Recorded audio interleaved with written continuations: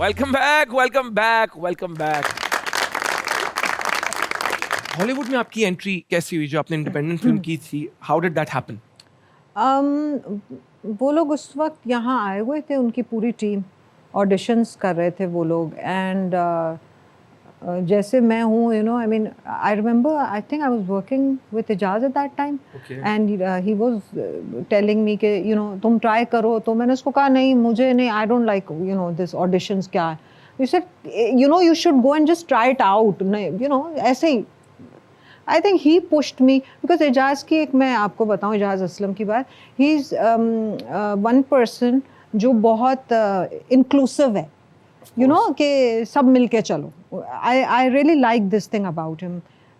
तो he really like convinced me कि no you should try. So I went, और काफ़ी लोगों के हो रहे थे, सो उनको उसके बाद आपने कोई मैनेजर्स नहीं एलए में ढूंढे कि मैं मैनेजर रखूं और चीज़ों को आगे इसको फर्दर? नहीं, बिकॉज उसके लिए एट दैट टाइम जब ये सब हो रहा था, तो उधर ये था कि अगर आपका कोई एजेंट होता है तो वो आपको उधर बेस्ड होना चाहिए, बिकॉज वो आपको बोल देंगे जी आप परसों आ जाओ या इस तरह, यू नो। तो you can't do that at that time, it wasn't possible. अब तो इकोनॉमी की अब टिकट तो भी अलग हो 6 गया लाख ना। की है, अब भी बड़ा मुश्किल है। नहीं, लेकिन अब फिर भी अब बहुत फ़र्क हो गया ना, सोशल मीडिया तब एज सच उतना Of course. नहीं था, तो अब बहुत चीज़ें फ़र्क हो गई हैं। आप यहाँ से बैठ के एजेंट्स कर ले, मतलब that's what people are doing.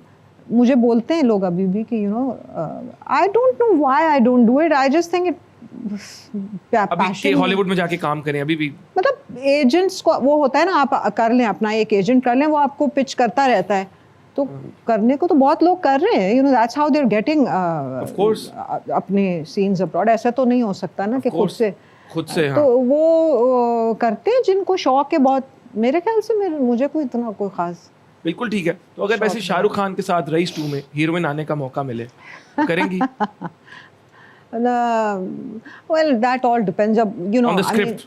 You are someone who looks for depth. हाँ, if it has depth, because पता क्या होता है, पहले दूसरी बात होती थी ना, एक ट्रेंड चला था, आपने गाना कर लिया, आपने 2 गाने।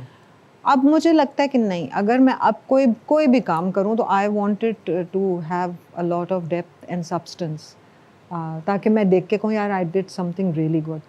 एंड वो जो मैंने इंडिपेंडेंट फिल्म बाहर की थी, उसमें बड़ी डेप्थ थी, बहुत अच्छा वो स्क्रिप्ट था, that's why I did it. अगर वो भी ऐसे ही एमए होता तो मैंने नहीं करना। For you it's not कि ये हॉलीवुड है या बॉलीवुड है। नहीं, There has to be substance. नहीं। बड़ा पावरफुल वर्ड आपने यूज किया, substance। वो कहते हैं ना, जिस तरह कहते हैं you are a woman of substance.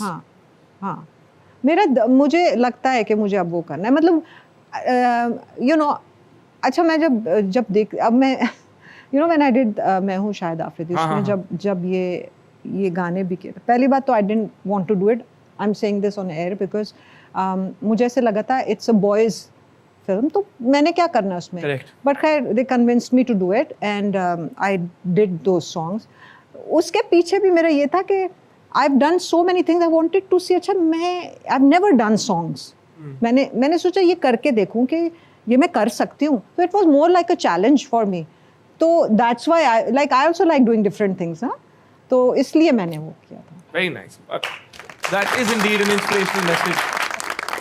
Thank you so much for your energy. और अभी मैं बिल्कुल, अक्सर हम बड़ी इंपॉर्टेंट बातें किसी भी वजह से कैमरा कभी ऑफ होता है, मूवमेंट हो रही होती है, तो हम कर देते हैं। और हम ये डिस्कस कर रहे थे कि आज का show I feel is complete. It has all the elements in it, from entertainment to humor to sarcasm to comedy to important message, to some deep intellectually stimulating conversations, to perspectives.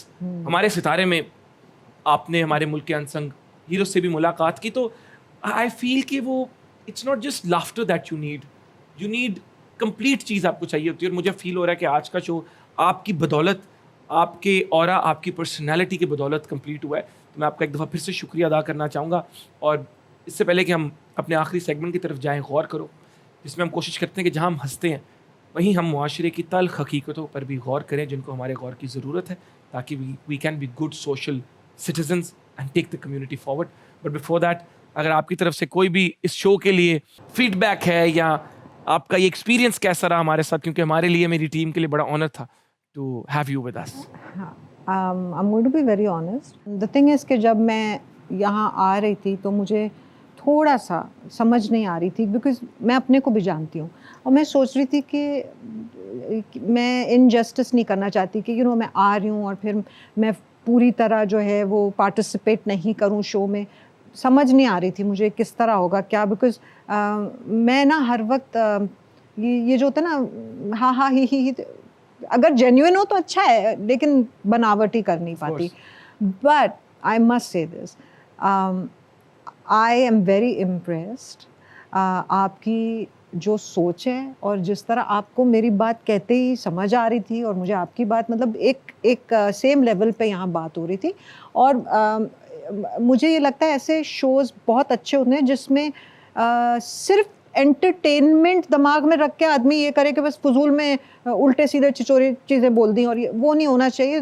बहुत अच्छी बात ये थी कि इसमें हमने deep बातें भी की और फिर थोड़ा मजाक भी कर लिया.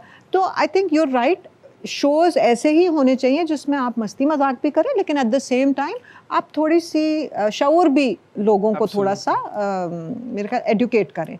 तो I think I had a really wonderful time. And आपको ये फील हुआ होगा कि कितनी देर से मैं बैठी हूँ बड़े आराम से, और मैंने एक दफ़ा भी नहीं घड़ी देख के कहा कि मुझे मैं वही सोच रहा हूँ कि मतलब यू सो रिलैक्स्ड एंड मेरे लिए बड़े ऑनर की बात है कि you felt comfortable enough in this setting in this show. और जिस तरह आपने बोला ये हंसी मजाक के साथ काम की बात भी, शो क्या जिंदगी में ही ये होना चाहिए कि हंसी मजाक भी करते रहो, but there has to be the right balance होना चाहिए. ट्रू. तो it was a very balanced show. Thank you so much. इंशाल्लाह हमारी उम्मीद है कि हम फिर आपको एक दफ़ा ज़रूर शो में फिर बुलाएंगे, और मुझे उम्मीद है कि मैं शो के अलावा भी इंशाल्लाह आपसे बात ज़रूर करूंगा. इंशाल्लाह. और मैंने अभी आपसे उस जोक के बारे में भी पूछना है. तो जल्दी से गौर करो की तरफ चलते हैं. जब हम गुर्बत और बेरोज़गारी की बात करते हैं तो उससे जुड़ी वजूहात भी हमारे जहन में आती हैं, और इलिटरेसी एक ऐसी चीज़ है जिसको इग्नोर नहीं किया जा सकता. पाकिस्तान का इस वक्त लिटरेसी रेट 62.3% है, यानी मुल्क में 90 मिलियन लोग पढ़ और लिख नहीं सकते.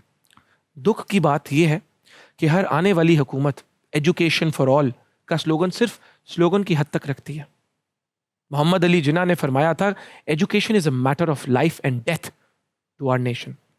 इस जुमले पर अगर गौर करें तो आज हालात देखते हुए बहुत कुछ समझ आता है. पाकिस्तान के हर पढ़े लिखे फ़र्द की जिम्मेदारी है कि वो आगे बढ़े और तालीम को फैलाने में किरदार अदा करें, ताकि हम जिना के पाकिस्तान को रोशनी की तरफ ले जाएं. महानूर जी, इस पे आप कुछ कहना चाहेंगी? मैं सिर्फ ये कहना चाहूँगी कि मुझे ऐसा लगता है कि ग्रास रूट लेवल पे हम लोगों को शुरू करना चाहिए, और वो ऐसे हो सकता है कि बच्चों को पढ़ाएं तो ही हमारा मुल्क बच सकता है. बिल्कुल ऐसे ही है, क्योंकि पढ़ाई के बगैर तो I don't think anything is possible. तो इस बात पर गौर करें, और आपसे मिलते हैं हद कर दी के अगले एपिसोड में. तब तक के लिए अल्लाह हाफिज़. Thank you very much.